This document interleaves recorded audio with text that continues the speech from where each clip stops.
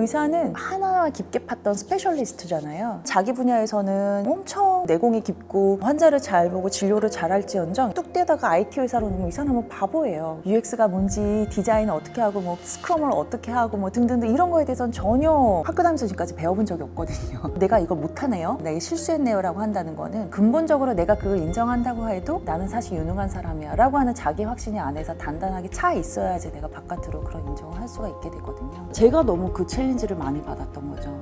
네, 안녕하세요. 저는 정신과 의사고요. 김수진이라고 합니다. 의대를 입학하고 졸업해서 레지던트 해서 펠로우까지 했었고요. 그때 당시 이제 세월호 참사가 일어나면서 피해자들을 도와주는 그런 일들을 몇 년 동안 했었고요. 그 뒤로 회사로 나와서 의료와 IT가 융합하는 디지털 헬스케어 쪽의 일을 하고 있습니다.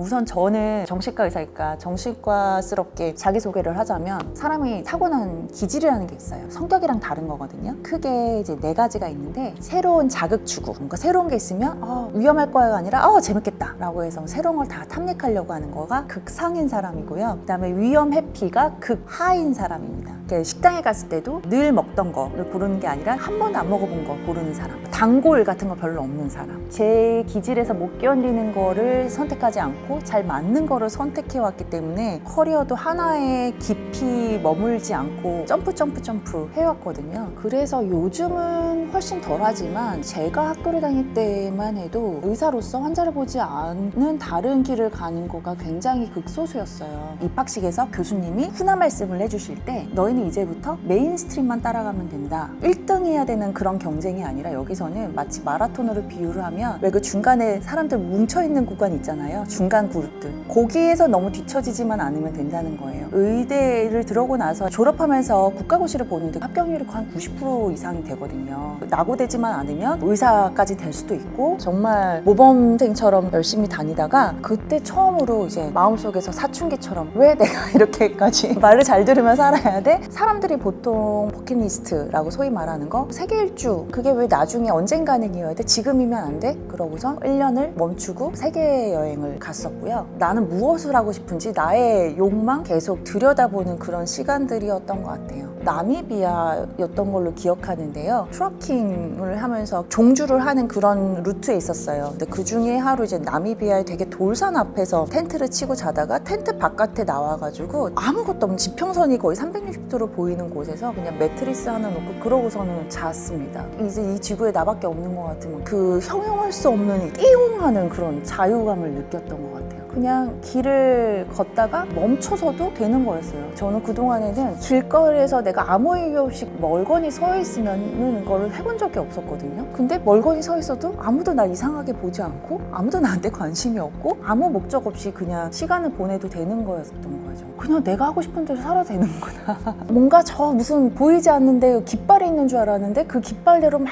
가야 되는 게가 굳이 아니었구나. 그런 거를 처음으로 좀 느꼈었던 기회인 것 같습니다.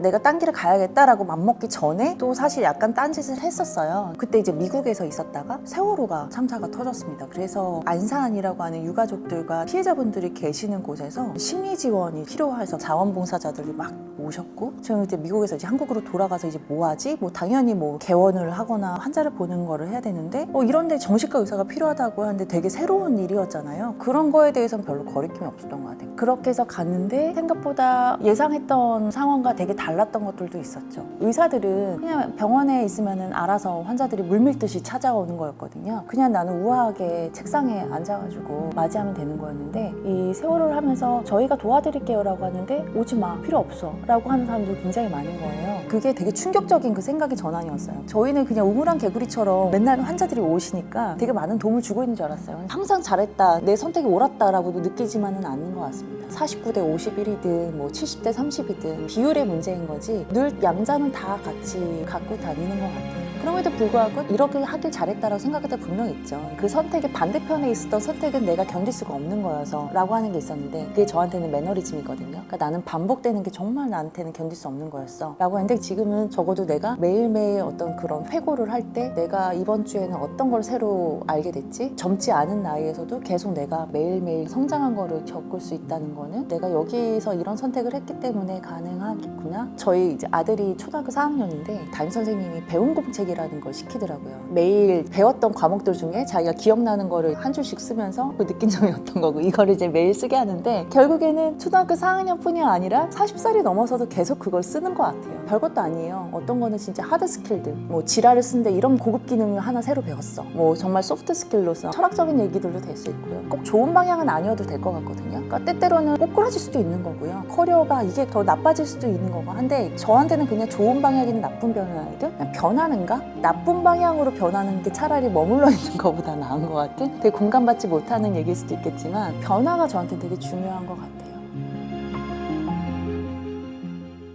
회사 생활을 하면서 되게 중요한 역량 중에 정신과 의사로서 제가 더 느끼게 된 거는 하나는 유연성, 하나는 개방성. 그러니까 유연성이라고 하는 거는 내가 생각한 게 틀릴 수도 있지. 쉽게 말하면 이게 맞아 라고 했다가 아닌가 라고 해서 쉽게 구부러지는 겁니다. 그리고 개방성이라고 하는 것도 사실은 뭐 맥락이 비슷한 건데 나와 전혀 다르게 바라보는 관점, 다르게 생각하는 것들도 수용할 수 있는 거인 것 같아요. 이게 가능하려면 자기에 대한 확신이 단단해야 되거든요. 왜냐면은 누구한테 내 잘못을 인정한다는 거, 내가 이거 못하네요, 내가 실수했네요 라고 한다는 거는 근본적으로 내가 그걸 인정한다고 해도 나는 사실 유능한 사람이야 라고 하는 자기 확신이 안에서 단단하게 차 있어야지 내가 바깥으로 그런 인정을 할 수가 있게 되거든요. 제가 너무 그 챌린지를 많이 받았던 거죠. 의사는 하나 깊게 팠던 스페셜리스트잖아요. 자기 분야에서는 엄청 내공이 깊고 환자를 잘 보고 진료를 잘할지언정 뚝 떼다가 IT 회사로 오면 이 사람은 바보예요. UX가 뭔지 디자인을 어떻게 하고 뭐 스크럼을 어떻게 하고 뭐 등등등 이런 거에 대해서는 전혀 학교 다니면서 지금까지 배워본 적이 없거든요. 예를 들면 어떤 앱을 만드는데 이런 앱을 만들면 참 사람들한테 도움이 돼 라고 저는 생각했단 말이에요. 지금 사람한테 도움이 되는 앱이 중요한 게 아니라 돈을 벌 수 있어야 돼. 그게 얘가 얼마나 알맹이가 의학적으로 중요한 내용이 들었는가 보다 훨씬 더 중요한 거야. 그렇게까지 생각해 본 적이 없던 거죠. 의사는 마치 판사랑 똑같이요. 무죄 추정의 원칙같이 99명을 살리는 것도 중요하지만 한 명을 억울하게 죽이면 안 되는 거죠. 그런 차원에서 저희는 굉장히 보수적으로 항상 모든 거를 보게끔 트레이닝이 되어 있어요. 때때로는 저도 단단하게 버텨가지고 아니야 이것까지 내가 인정하면은 내가 너무 무능력해 보일 것 같아 라고 하는 저도 그런 방어 기제가 있어요.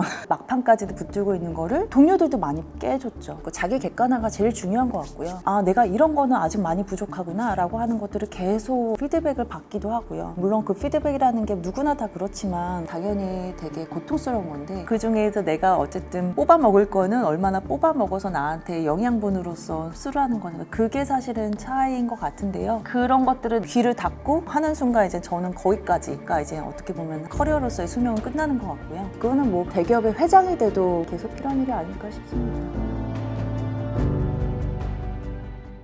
아까도 얘기했듯이 저는 한 가지 이제 오랫동안 하는 거에 대해서보다는 머물지 않고 싶어하는 좀 그런 정지마찰력이 되게 없는 사람입니다. 그래서 커리어도 그게 시즌제로 나름 생각을 하고 있어요. 제가 처음에 의대에 들어가서 전문의를 따고 펠로우까지 하게 된 거가 하나의 챕터 1이었다고 한다면 그 다음에 어떤 그런 세월호와 관련돼서 세상을 도우려고 노력했던 거가 챕터 2일 수도 있겠고요. 디지털 헬스케어 쪽에 회사에 와서 또 다른 방식으로 뭔가 원하는 비전들을 채워보려고 했던 게 챕터 3가 된다면 또 다른 또 챕터 4, 5가 있을 수 있겠고요. 결국에는 내가 지금 하는 일이 되게 가치 있고 텐저블 했으면 좋겠다라는 그 텐저블이 사람들을 뭐 널리 이롭게 한다 이런 건데 사실 저희 둘째 아들이 전신 사지마비를 체중증 뇌성마비를 앓고 있어요. 그게 저한테는 사실 되게 큰 인생의 전환점이 됐었죠. 한없이 낮아져 봤어요. 왜냐면 20대까지만 해도 큰 실패가 없었던 것 같거든요. 여러 성과를 이루면서 그게 당연한 줄 알았어요. 이제 30대 결혼하고서는 아이를 낳아서 불의의 사고로 아이가 이제 큰 장애를 입으면서 순식간에 인생이 다 송두리째 바뀌었었는데 제가 일했던 의사가운을 입고 하이를 신고 또각또각 의사로서 걸었던 그 병동의 보호자로서 간이 침대에 이렇게 누워가지고 그 또각또각의 의사 선생님들을 이제 지나가는 걸 이제 보게 되는 제가 병원 생활을 의사로 의사로서 십수년을 해왔지만 한 번도 그 시점으로 본 적이 없는 거예요. 내가 막상 환자와 보호자 입장이 돼보고 나니까 하는 말이나 내가 하는 행동이나 이런 게 환자 보호자가 어떻게 느낄지는 내가 정말 몰랐구나라고 하는 걸 되게 많이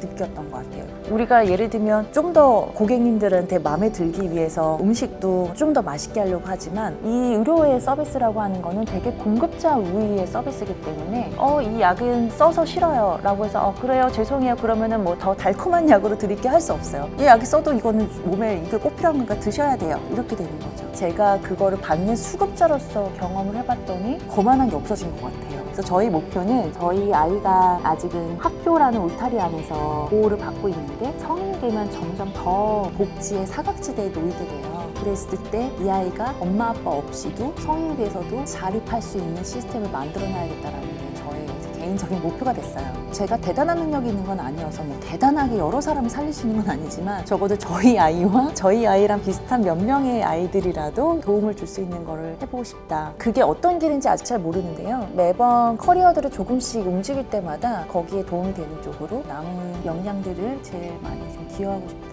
가지고 있습니다.